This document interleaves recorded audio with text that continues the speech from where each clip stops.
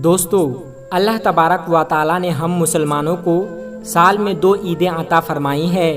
पहली ईद तो है ईद उल फितर, जिसको मीठी ईद भी कहा जाता है, और दूसरी ईद है ईद उल अजहा, जिसको बकरीद भी कहा जाता है।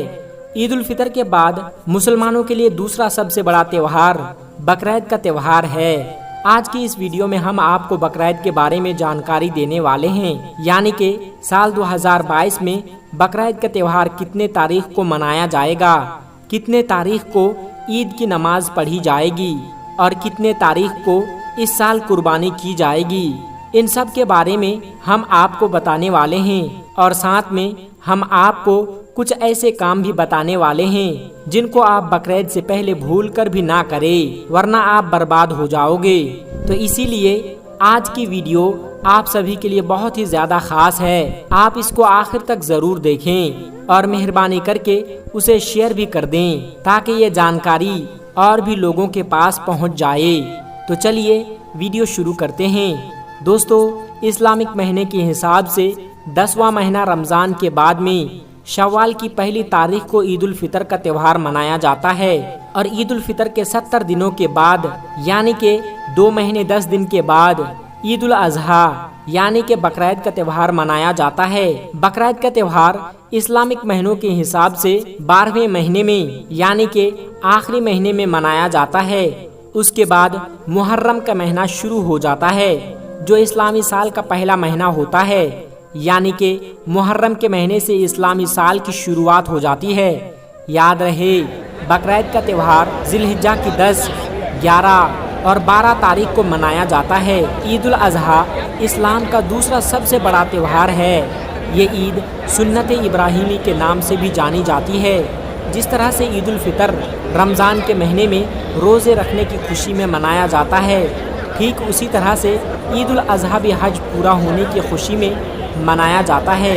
ईद उल अजहा के दिन भी मुसलमान भाई सबसे पहले ईदगाह में जाते हैं और ईद की ख़ास नमाज अदा करते हैं। उसके बाद अपने घर में आकर अपने पाले हुए जानवरों की कुर्बानी करते हैं। अब आपको बताते हैं कि इस साल 2022 में ईद उल अजहा यानी कि बकरीद का त्योहार कब है और कितने तारीख को है, यानी कि अंग्रेजी तारीख कितनी होगी और किस दिन को यह त्योहार मनाया जाएगा, कितनी तारीख को ईद की नमाज पढ़ी जाएगी और कुर्बानी किस दिन की जाएगी।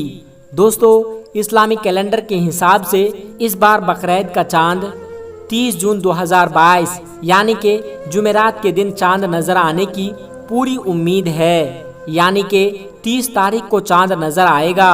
अगर इस हिसाब से देखा जाए तो फिर 1 जुलाई 2022 के जुमा के दिन ईद उल अजहा की पहली तारीख होगी। और आपको पता ही है कि ईद उल अजहा का त्योहार चांद की 10 तारीख को मनाया जाता है। इस हिसाब से इस साल यानी कि 2022 में इंशाअल्लाह 10 जुलाई 2022 एतवार के दिन चांद के 10वीं तारीख होगी और इसी दिन ईद की नमाज पढ़ी जाएगी और इसी दिन ही पहले दिन की कुर्बानी की जाएगी और उसके बाद 3 दिनों तक कुर्बानी की जाएगी, यानी कि 10, 11 और 12 जुलाई 2022 तक कुर्बानी की जाएगी।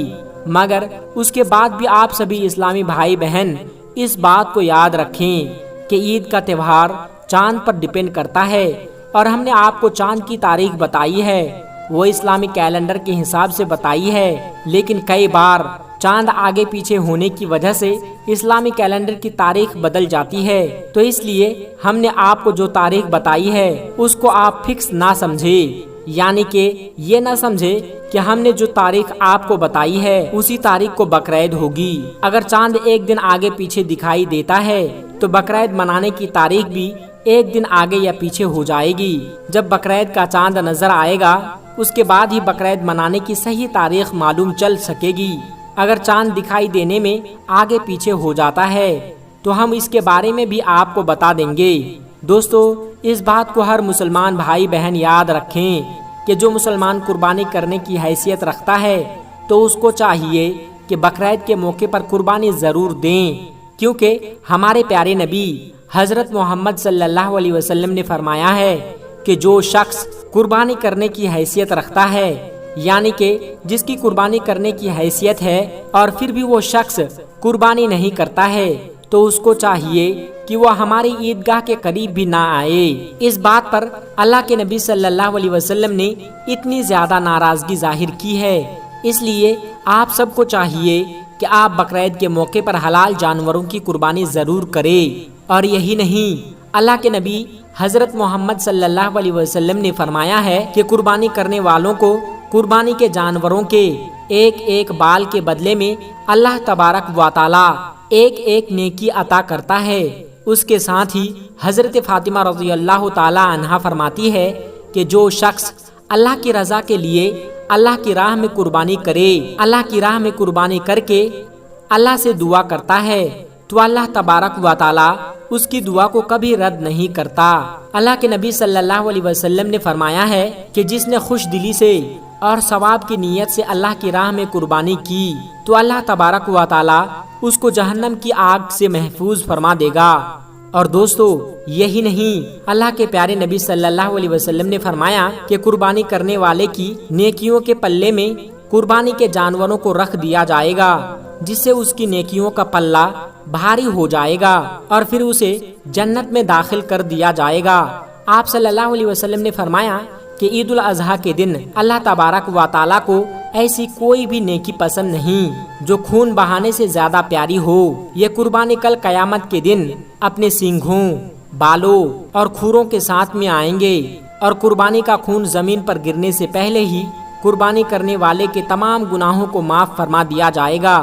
تو پیارے دوستو، ان سب حدیثوں سے ہمیں معلوم چلتا ہے کہ بقرعید پر قربانی کرنے کی بہت ہی زیادہ برکت اور فضیلت ہے اور اللہ تبارک و تعالیٰ نے اس کا بہت بڑا انعام رکھا ہے۔ تو اس لیے ہر اس مسلمان کو چاہیے جو قربانی کرنے کی حیثیت رکھتا ہے وہ بقرعید کے موقع پر قربانی ضرور کریں۔ اگر کوئی شخص یہ سوچتا ہے کہ وہ قربانی کی جگہ پر کسی غریب کی مدد کرے گا یا کسی ضرورت مند کو صدقہ و خیرات دے دے گا تو اس کی طرف سے قربانی ہو جائے گی، تو یاد رہے ایک مسلمان کا ایسا سوچنا بھی غلط ہے، کیونکہ اسلام میں قربانی کا کوئی بھی بدل نہیں ہے۔ قربانی کی جگہ قربانی ہی کرنی ضروری ہے۔ قربانی کے لیے آپ جب بھی کوئی جانور خریدو تو پہلے آپ یہ ضرور دیکھ لو کہ قربانی کا جانور موٹا تازہ اور خوبصورت ہو، اس کی آنکھ، پاؤں، سینگ، ہر چیز کو اچھی طرح سے آپ دیکھ لو۔ اکثر لوگ قربانی کا جانور خریدتے وقت ان چیزوں کو نہیں دیکھتے ہیں، وہ ایسے ہی جانوروں کو خرید لیتے ہیں جس سے ان کی قربانی مکروہ ہو جاتی ہے۔ اور دوستو آپ نے ایک بات پر غور کیا ہوگا کہ کچھ لوگ ایسے ہیں جن کے بقرعید کا تہوار قریب آتے ہی ان کا پشو پریم جاگ جاتا ہے، یعنی کہ اچانک وہ جانوروں کے ہمدرد بن جاتے ہیں۔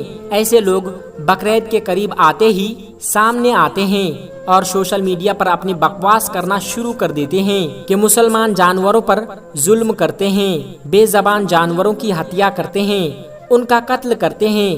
یہ وہ لوگ ہوتے ہیں جو سال بھر جانوروں کو بھول چکے ہوتے ہیں، کیونکہ سال بھر ہم لوگ آئے دن دیکھتے اور سنتے رہتے ہیں کہ کس طرح سے جانور بھوک کی وجہ سے مرتے ہیں، سڑکوں پر پلاسٹک کھا کھا کر اپنا پیٹ بھرنے کی کوشش کرتے ہیں۔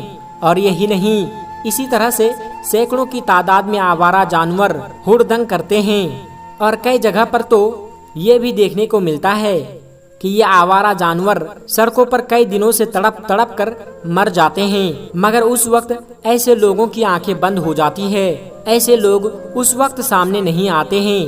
لیکن بقرعید کا تہوار جیسے ہی قریب آتا ہے تو اچانک سے ایسے لوگوں کا پشو پریم جاگ جاتا ہے اور سامنے آ کر بھونکنا شروع کر دیتے ہیں۔ ایسے لوگ کبھی تو کہتے ہیں کہ جانوروں کی قربانی پر روک لگنی چاہیے، اس کے خلاف سخت قانون بنانا چاہیے، تو یہ کبھی کہتے ہیں کہ اس تہوار پر بین لگنا چاہیے۔ ان لوگوں کو شاید یہ معلوم نہیں کہ مسلمانوں کو جانوروں سے بہت زیادہ پریم ہے، بہت زیادہ محبت ہے اور اتنا پیار کرتے ہیں کہ جتنا شاید آپ بھی نہیں کرتے۔ مگر قربانی کرنا اسلام کے احکام سے جڑا ہوا ہے۔ جس طرح آپ لوگ پشوؤں کی بلی دیتے ہیں، اسی طرح سے ہمارے اسلام میں قربانی دینے کا حکم ہے، تو اسی لیے مسلمان اس تہوار پر حلال جانوروں کی قربانی کرتے ہیں۔ میرے پیارے دوستو، آج کی ویڈیو میں بس اتنا ہی۔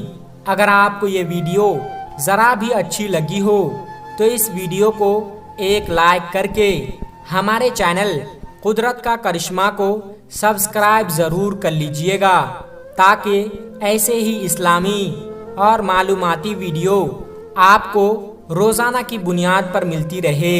اور ہاں دوستو، ویڈیو کو شیئر کرنا مت بھولیے گا، کیونکہ حدیث پاک میں واضح طور پر یہ بتائی گئی ہے کہ دین اسلام کی باتوں کو دوسروں تک پہنچانا صدقہ جاریہ ہے۔ اس لیے اس ویڈیو کو اپنے کچھ قریبی دوستوں تک پہنچا کر اس نیک کام میں حصہ ضرور لیں، اور آپ کے اس نیک کام سے بہت سارے لوگوں کو اچھی باتیں معلوم ہو جائے گی۔ دوستو، ملتے ہیں پھر ایک نئی ویڈیو کے ساتھ، تب تک اپنا اور اپنوں کا بہت زیادہ خیال رکھیے گا۔ خدا حافظ۔ السلام علیکم ورحمۃ اللہ وبرکاتہ۔